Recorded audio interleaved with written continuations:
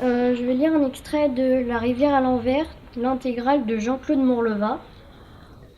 C'est l'histoire de Anna et Tomek, deux jeunes adolescents qui cherchent la rivière Gjar, dont l'eau empêche de mourir.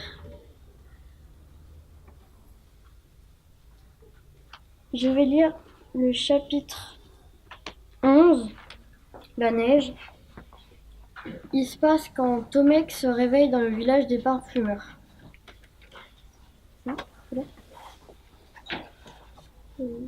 Vas-y. Quand Tomek ouvrit les yeux le lendemain, la matinée était déjà bien avancée et des flocons voltigeaient à la fenêtre. Il se leva aussitôt et vit qu'une épaisse couche de neige avait recouvert le village pendant la nuit. Voilà bien ma chance, se dit-il.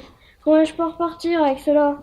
En effet, il avait imaginé la veille qu'il quitterait ses nouveaux amis au plus tôt, car il avait suffisamment perdu de temps. Tandis qu'il dormait paisiblement, Anna avait continué le voyage. Où était-elle maintenant? Il enfila un manteau de fourrure qu'on avait déposé pour lui sur le dossier de sa chaise, et, sur le palier de sa porte, il trouva même des bottes fourrées juste à sa taille. Il marcha dans la neige profonde jusqu'à la cantine, dans l'espoir d'y trouver quelqu'un. Mais il n'y avait personne à cette heure. Tout le monde devait déjà être au travail. Il se rendit donc à la bibliothèque, et fut heureux d'y retrouver le vieil Estergom occupé à lire. « Bonjour, monsieur Estergom, fit-il. Je voudrais partir d'aujourd'hui, avec toute cette neige. » Estergom lui adressa un bon sourire et l'invita à s'asseoir auprès de lui.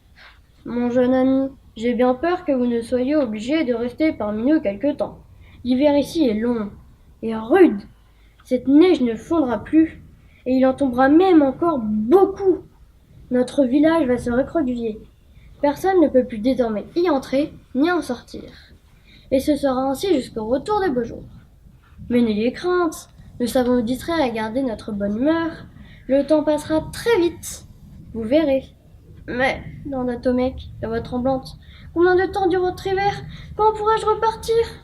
Le printemps sera là dans 4 mois environ, et il est magnifique chez nous. Vous le constaterez. Tomek dut faire un gros effort pour ne pas éclater en sanglots. 4 mois! 4 mois à se morfondre ici! Jamais il n'arrivera à attendre aussi longtemps. Il mourrait d'ennui et d'impatience avant. Comme il ne parvenait pas à cacher son désespoir, il décida d'en confier les véritables raisons à Estergom. Sinon, le vieil homme aurait pu penser qu'il ne se sentait pas bien au village. Mais c'était trop injuste. Alors, il lui raconta tout. Estergom l'écouta attentivement, puis lui mit la main sur l'épaule.